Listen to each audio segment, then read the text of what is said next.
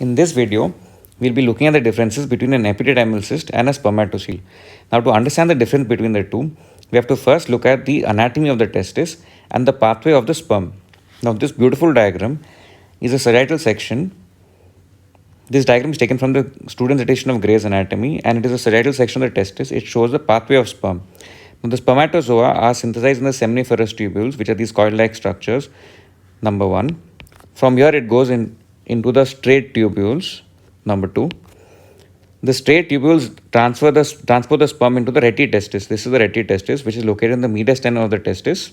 From here, via efferent ductules, it goes into the head of the epididymis. Once it is in the head, it reaches the body, and then the tail, and then into the vas deferens. Now, what is interesting is, no matter which part of the testis the spermatozoa are being found, whether it is the upper pole or whether it is the lower pole, these spermatozoa always drain into the head of the epididymis. So, as you can note, the upper pole seminiferous tubules drain into the head. The lower pole also drain into the head. So, it is only the head of the epididymis which receives the spermatozoa and not any other part of the epididymis. Now, looking at this basic knowledge of the anatomy of the testis, let us look at the difference between an epididymal and a spermatocyst. Now, an epididymal cyst is a degenerative cyst of the epididymis. On the other hand, a spermatocyst is a retention cyst. Also, a spermatocyst is present in the pathway of the sperm, that is, in some portion of sperm conducting mechanism of the epididymis. Because it is in a portion of the sperm conducting mechanism, the contents of the cyst will contain spermatozoa. Because it contains spermatozoa, the fluid in the cyst looks sort of turbid, and it has the somewhat attractive appearance of barley water. As you can see in this glass, the fluid is turbid and it looks like barley water. Now, on the other hand, an epididymal cyst, because it is a degenerative cyst and it is not present in the pathway of the sperm, it contains no spermatozoa. On the other hand, it contains clear fluid. So, the fluid in this is somewhat like this. This is the clear fluid. This is the turbid fluid of spermatocyst. Now, an epididymal cyst is more common when compared to a spermatocyst. An epididymal cyst is multiple and multilocular when compared to a spermatocyst, which is solitary and unilocular.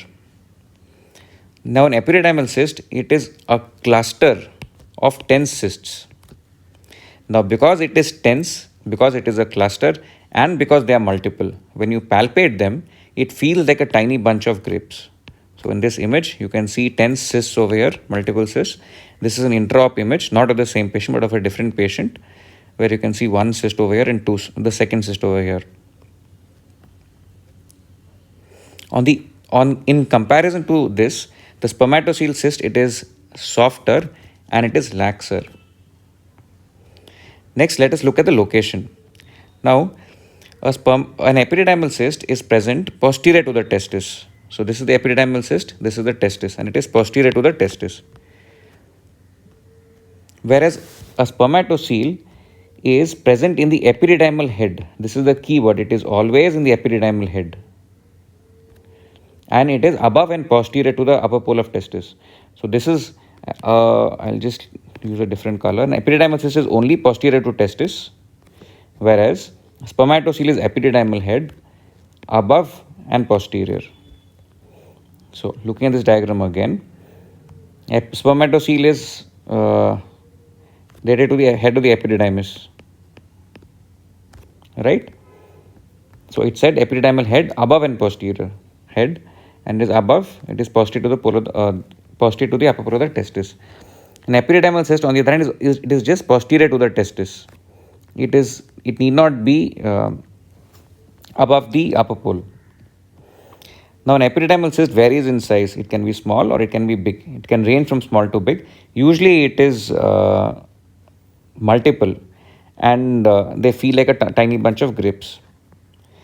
Whereas, on the other hand, a spermatocyst is usually small. So, S for spermatocyst, S for solitary, S for soft, that is, it is not as tense as epididymal cyst, and S for small. Now, how do you treat these two? Now, because an epididymal cyst is multilocular, therefore you should never aspirate it, because you might put the needle in one locule. It is impossible to get all the locules.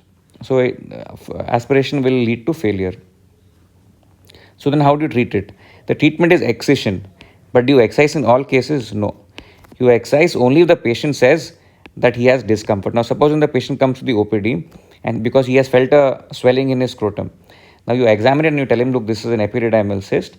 And so the next thing he'll ask you is, okay, is it serious? You'll tell him, no, it is a benign condition. We'll operate it only if it is giving you any discomfort. So if he says he's okay with the cyst, it is not going to cause him any problem in the future. If he's happy with that knowledge and he's comfortable with that epididymal cyst, there is no need to operate. On the other hand, supposing say it is large or it is causing discomfort to the patient, then you have to give him treatment. So then the next thing he asks you is, okay, what treatment should I undergo? Then you tell him depending on the number of cysts. So now supposing if it is a single cyst, you just excise only the cyst. Whereas if it is recurrent or multilocular cyst, you have to tell him that since it is multilocular, it is impossible to excise only the cyst and we have to remove a part or maybe the entire portion of your epididymis. So then the next thing he asks is, okay, if you remove my epididymis, will it cause any problems? Yes, it will obviously cause problems because it will hamper in the sperm transportation pathway and it might lead to infertility. So therefore, this partial or total epidydymectomy is not recommended in younger patients who still have a reproductive life ahead of them. Now, what is the treatment of a spermatocele? If it is small, you can ignore it, whereas if it is large, you have to excise it. Now, these are the differences. What are the similarities? Similarities are both are scrotal swellings. Both of them you can get above the swelling, in contrast to an inguinal hernia. Then, because in an inguinal hernia you cannot get above the swelling, but both epididymal cyst and in a spermatocele you can get above the swelling, which is the typical feature of all scrotal swellings. Also, you can palpate the testis separately. Both of them transilluminate. Now, as we saw earlier, the epididymal cysts, they are multiple, they are tiny, and they feel like a bunch of grapes. But when you do transillumination, these are Chinese lanterns. What you can see over here, these beautiful balloons, these are Chinese lanterns. So I think the doctor who for the first time coined this term of Chinese lantern appearance to epididymal cysts on transillumination. Probably he saw Chinese lanterns the previous day, or he had a party sometime before that in which there were Chinese lanterns involved, and he gave this somewhat attractive term of Chinese lantern appearance. But since a spermatocele is solitary, S for spermatocele, S for solitary, you will not get this Chinese lantern appearance in a spermatocele. Now the second common feature is both are diagnosed by USG. Okay, thank you.